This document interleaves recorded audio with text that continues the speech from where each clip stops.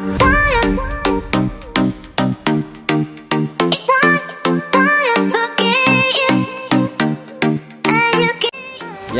pertama yaitu Saudara Adityo Nugroho dengan NIM 228321005, dan selanjutnya Ratu Farah Humainah dengan NIM 22832100012, dan yang terakhir yaitu saya sendiri dengan nama Gelen Veranda Deanda dan juga NIM 22832100017. Simak video berikut ini.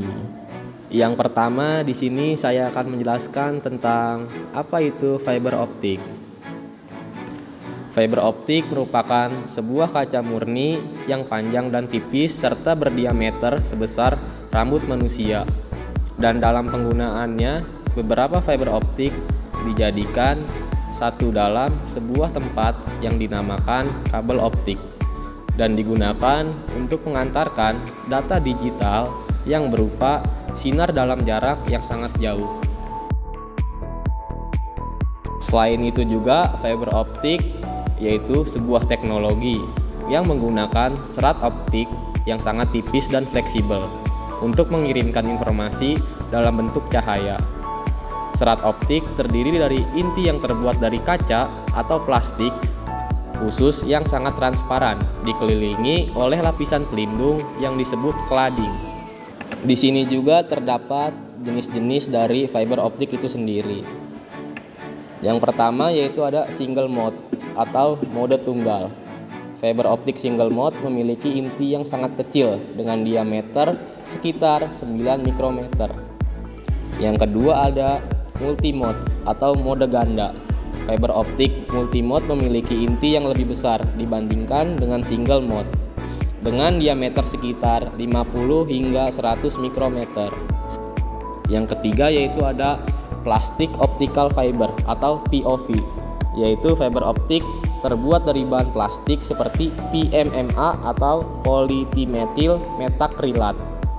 Yang keempat yaitu ada grade index fiber, yaitu serat indeks bergradasi. Jenis ini memiliki lapisan inti yang memperkenalkan perbedaan indeks bias cahaya yang bergradasi.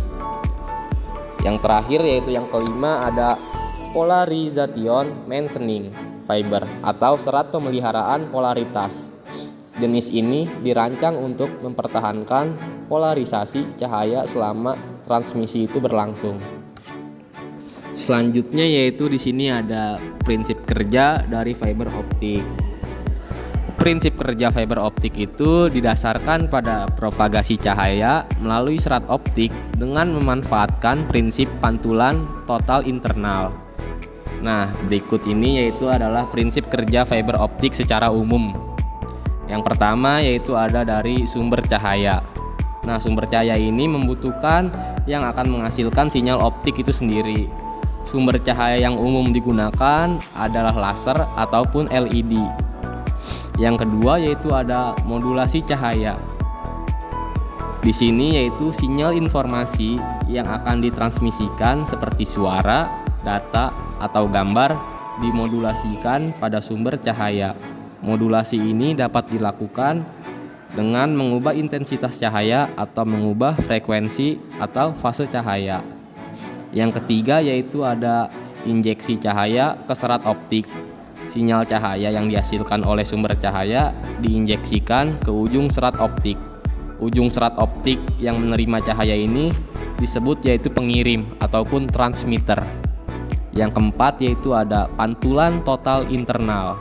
Cahaya yang masuk ke serat optik mengalami pantulan total internal saat melewati perbatasan antara inti dan cladding serat.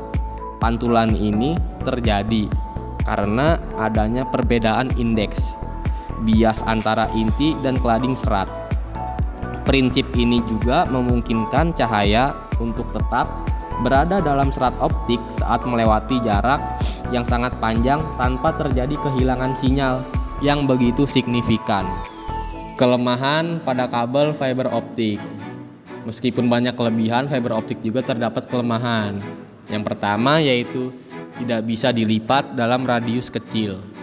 Fiber optik dapat dengan mudah dipatahkan atau kehilangan transmisi apabila dililitkan dalam radius kecil. Namun, hal ini biasanya diatasi dengan membungkus serat optik dalam sarung atau jaket plastik, sehingga mempersulit penekukan kabel serat ini ke dalam radius yang sangat kecil. Yang kedua yaitu sangat rentan terhadap kerusakan. Fiber atau serat optik membutuhkan perlindungan lebih banyak di sekitar kabel dibandingkan dengan tembaga. Ukuran kabel serat optik sangat kecil dan padat sehingga sangat rentan terpotong ataupun rusak selama instalasi atau kegiatan konstruksi. Yang ketiga yaitu biaya instalasi yang tinggi. Fiber atau serat optik lebih mahal untuk dipasang dan harus dipasang oleh spesialisnya yang telah dilatih dengan terampil. Fiber optik pada dasarnya tidak sekuat pada kabel tembaga, sehingga pemasangannya harus sangat berhati-hati dan juga teliti. Adapun sisi kelebihan dari kabel fiber optik, yang pertama yaitu ada bandwidth. Sistem komunikasi serat optik dapat digunakan untuk mengirimkan lebih banyak informasi daripada kabel tembaga dan sangat cocok untuk digunakan dengan komunikasi digital. Serat dapat membawa data dalam jumlah yang besar karena kapasitas bandwidth yang lebih besar. Data dapat ditransmisikan dengan kecepatan sangat tinggi, biasanya 1,6 terabyte per detik di lapangan. Karena kenyataan ini, internet generasi berikutnya akan didasarkan pada cahaya atau dikenal sebagai Li-Fi atau Light Fidelity. Yang kedua yaitu ada kehilangan daya yang sangat rendah. Serat optik menawarkan kehilangan daya yang sangat rendah. Sinyal dapat ditransmisikan ke jarak yang lebih jauh. Kabel serat optik ini hanya kehilangan sinyal yang rendah sekitar 0,3 terabyte per kilometer. Oleh karena itu, pengulang optik atau repeater tidak diperlukan untuk jarak yang relatif jauh.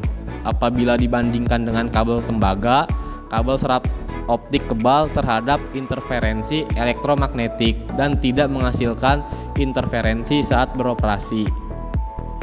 Yang selanjutnya itu ada keunggulan dari segi keamanan. Fiber optik memiliki kualitas tinggi dalam kinerja kerahasiaan dan komunikasinya. Fiber optik sulit untuk disadap. Hal ini dikarenakan serat optik atau optical fiber ini tidak memancarkan energi elektromagnetik. Serat pada dasarnya adalah media paling aman yang tersedia untuk membawa data sensitif.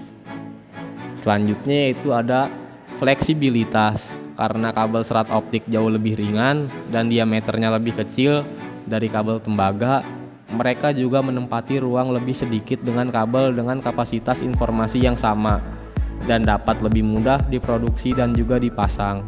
Yang terakhir yaitu ada dari segi biaya bahan. Kabel serat optik lebih murah daripada kabel tembaga, yang secara drastis dapat mengurangi biaya pemasangan kabel baru atau pada saat melewati atau merawat kabel lama. Pengaplikasian dari fiber optik. Yang pertama yaitu ada telekomunikasi. Fiber optik adalah tulang punggung instruktur telekomunikasi modern.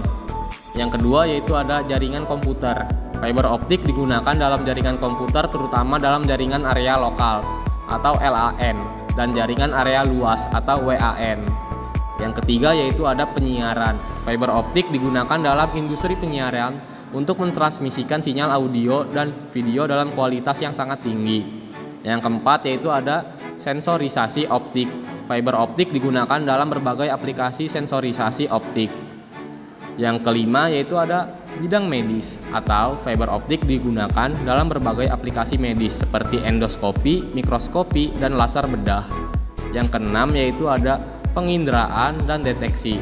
Fiber optik digunakan dalam aplikasi penginderaan dan deteksi seperti deteksi getaran, deteksi kebakaran, dan pengukuran deformasi struktur.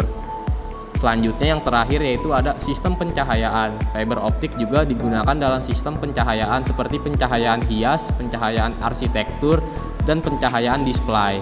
Dapat menyimpulkan yaitu fiber optik merupakan saluran transmisi cahaya atau pemindahan informasi dari suatu tempat ke tempat yang lain menggunakan sinyal cahaya.